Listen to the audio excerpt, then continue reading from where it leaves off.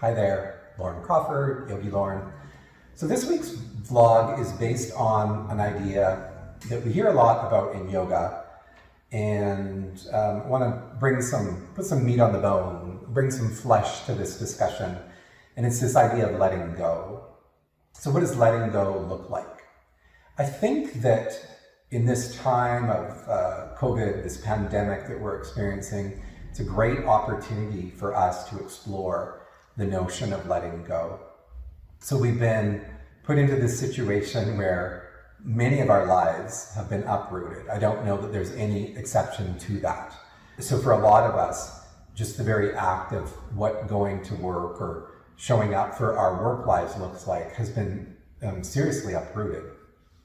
People and ideas and systems that were entrenched for a long time have had to change very, very quickly. So think of my work situation where managers maybe thought that, oh, we can't let folks work from home because they can't do their jobs from home. We won't have our eyes on them, kind of thing. Well, guess what? We learned that we can actually do our jobs and do them efficiently from our homes. Workers have had to alter and change what their work days look like, what those routines look like. Going to the office, getting on public transit, getting in the car to drive to wherever, and figuring out how to balance working from a home situation and then all of the trappings, if you were, of your home life. But we've been able to figure that out. We've been able to adjust. Families and parents have had to look at what it looks like to have kids at home, to become a caregiver, an educator, and a worker all in one, and try to balance that out. Not that that's been easy, but we've had our capacity to do that challenged and been able to ideally adapt to some degree. Employers have had to adapt, workers have had to adapt, families have had to adapt. So we've had to let go of the ways that we thought these particular functions and activities in our society had to be worked with and managed.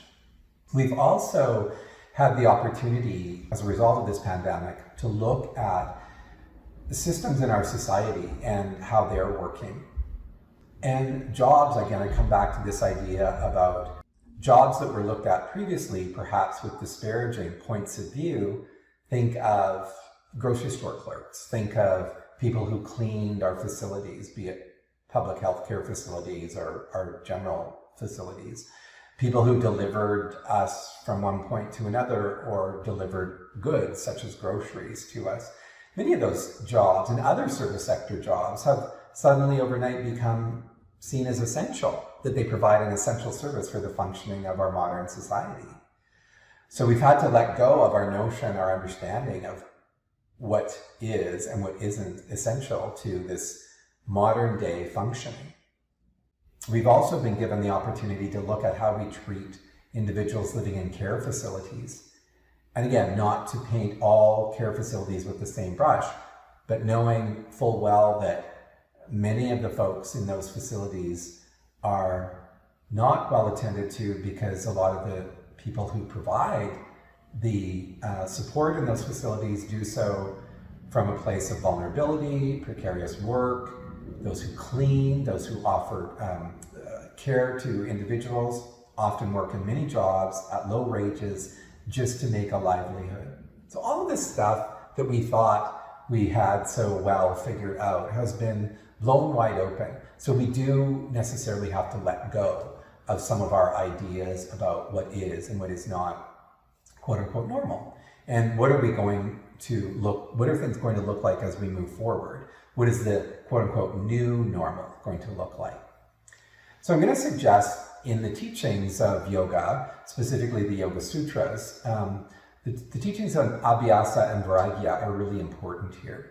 So abhyasa can be defined as practice. So doing the work, in this case it would be doing the work of reflection, doing the work of contemplation, doing the work of meditation, so that we can get clear about what the next steps are going to look like. Vairagya itself is this idea of non-attachment, akin to letting go, right? So non-attachment or dispassion, as it's sometimes called. So how can we be not attached to our concepts, our understandings of what society should look like as we move forward based on our previous iteration. And maybe being open and exploring what our new future, our next stages will look like. What we hopefully are learning from this whole pandemic is that humans are incredibly resilient and humans are incredibly creative in terms of adapting. And as I meant, as the examples earlier, the work situation, how we've adapted and been largely okay. It's not to say that people aren't struggling. They definitely are. But we've been able to adapt, change, and move, and we'll fix and work on the areas where there are still challenges as we move forward. But this idea of creativity and resiliency, essentially, we as humans need and will find ways to thrive, to stay alive, because we are inherently animals at our most base, right? And one of the primary urges of animals is to stay alive. So we are adaptive, we are resilient. So what are the next stages going to look like? Are we going to return to business as usual? Or will we take the pause and figure out, where are we going? Where are we going collectively, and where are we going individually? So my call to you is to take that time and maybe work on the individual aspect first. What have you had the opportunity to observe about yourself during this pandemic? Maybe some of that doesn't feel so great. There are certain things that you're yearning for that maybe aren't really all that important. Or maybe you're realizing that you aren't as established in equanimity as you thought you were. And maybe you can work towards more of that. Maybe you've been incredibly adaptive and have found really creative and interesting ways to work within your family dynamic, if you're an individual, to work solo, to thrive and to be engaged and alive. Maybe there are some things that we can individually and collectively let go of as we move forward, and collectively, as humans, move forward in a society in a way that isn't so rife with animosity, isn't so rife with cruelty, that is more engaging, accepting, and loving, that we're kinder to the planet, that we aren't in our cars driving and polluting as much, that we learn new ways of being that are kinder to ourselves and kinder to others.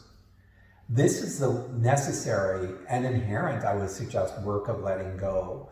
We simply need to have the capacity to do that, and we do within.